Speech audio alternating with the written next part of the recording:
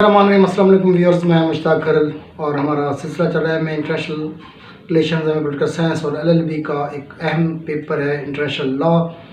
بہت سے student confuse ہوتے ہیں کہ شاید یہ بہت مشکل پیپر ہے اور اس سے خوفزدہ بھی ہو جاتے ہیں، جبکہ ایسا نہیں ہے، انتہائی آسان پیپر ہے۔ اس کے بیسک کنسیپٹس کو اگر آپ سمجھ لیں تو آپ کے پیپر آرام سے کلیئر کر سکتے ہیں۔ اگر زیادہ آپ کو مشکل پیش آ رہی ہے تو آپ ہماری پلے لسٹ میں چلے جائیں، MA پولیٹیکل سائنس کی، MA انٹرنیشنل ریلیشنز کی، LLB کی، وہاں پر انٹرنیشنل لا کی تمام ویڈیوز موجود ہیں۔ جو اس کے 13-14 مین اسپیکٹس ہیں، تمام پر ویڈیوز موجود ہیں۔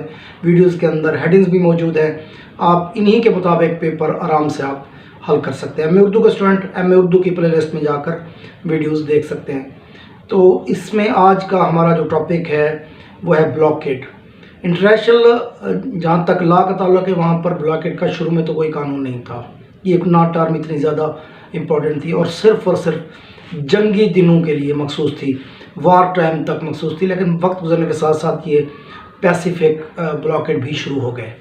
اس کا بنیادی جو مفہوم ہے وہ یہ ہے کہ جب آپ کسی ملک کو سیٹلمنٹ کے لیے تیار کرتے ہیں اور وہ تمام جو آپ کے پیسفل میجرز ہیں وہ ساری ناکام ہو جاتی ہیں، تو فائنلی آپ نے پھر کورسو میجرز لینی ہوتی ہیں جو انتہائی شدید ہوتی ہیں۔ تو اس میں آپ ان کے کوسٹل ایریاز کو کنٹرول کر لیتے ہیں اور ان کی جو رسد اور آمد کا جو سلسلہ وہ سارا بند ہو جاتا ہے، تو ڈسکنیکٹ ہو جاتا ہے وہ کنٹری یا وہ اسٹیٹ باقی دنیا کے ممالک سے۔ اس طرح ان پہ جو پریشر پڑتا ہے، اکنامک پریشر پڑتا ہے، اس کی بیس پہ وہ سیٹلمنٹ بھی آ سکتا ہے یا پھر وہ وار سے بھی ہٹ سکتا ہے۔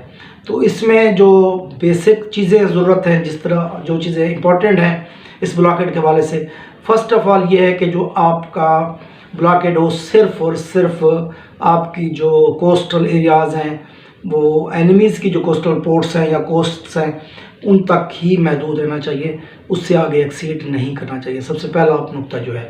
دوسری بات یہ ہے کہ آپ کا یہ جو بلاکیڈ ہے یہ افیکٹو ہونا چاہیے، اس پہ اتنی فورس ہونی چاہیے کہ یہ کسی صورت میں غیر مؤثر نہ ہو، یہ مؤثر رہے اور مکمل طور پر اس کا کنٹرول رہے۔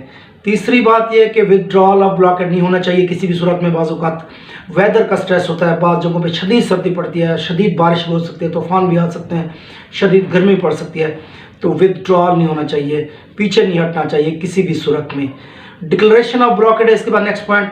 تو جب آپ بلاکیڈ کو شروع کرتے ہیں تو اس کے لیے باقاعدہ آفیشلی آپ اس کو ڈکلیئر کریں، اس کی ڈیٹ ڈکلیئر کریں کہ کس ڈیٹ سے شروع ہوگا، کب تک اس کا ٹائم رہے گا، کب اس کا ختم ہوگا پیریڈ، اور کب جو نیوٹرل ویسلز ہیں جو ایک لحاظ سے غیر جانبدار باقی جہاز ہیں ان کو جانے کی اجازت کب تک ہوگی۔ تو یہ لازمی پوائنٹ ہے بلاکیڈ کا۔ اس کے بعد ایک کمیونیکیشن آف ڈکلریشن، آپ جس جو اینیمی ہے جس کی کوسٹ پہ آپ نے بلاکیڈ کیا ہوا ہے، تو اس کے ساتھ، اس گورنمنٹ کے ساتھ آپ کمیونیکیشن جاری رکھیں گے کہ کسی صورت میں وہ گورنمنٹ جو ہے وہ بات ماننے کے لیے تیار ہو جائے۔ اگر کسی صورت میں آپ کا پرانا جو ڈیٹ ہے اس کی یا بلاکیڈ ہے وہ وائڈ ہو رہا ہے، تو آپ اس کو ریوائز کر سکتے ہیں، آپ اس کو نیو جو ہے بلاکیڈ ڈکلیئر کر سکتے ہیں۔ اس کے بعد ہے جو نیوٹرل پوسٹس اور کوسٹس ہیں، وہاں تک جو آپ ویسلز ہیں یا باقی شپس ہیں ان کو آپ روکیں گے نہیں، ان کو جانے سے آپ منع نہیں کریں گے۔ یہ بلاکیڈ کا لازمی قانون ہے کہ آپ نیوٹرل کوسٹس کی طرف یا نیوٹرل پورٹس کی طرف آپ جہازوں کو جانے دیں گے۔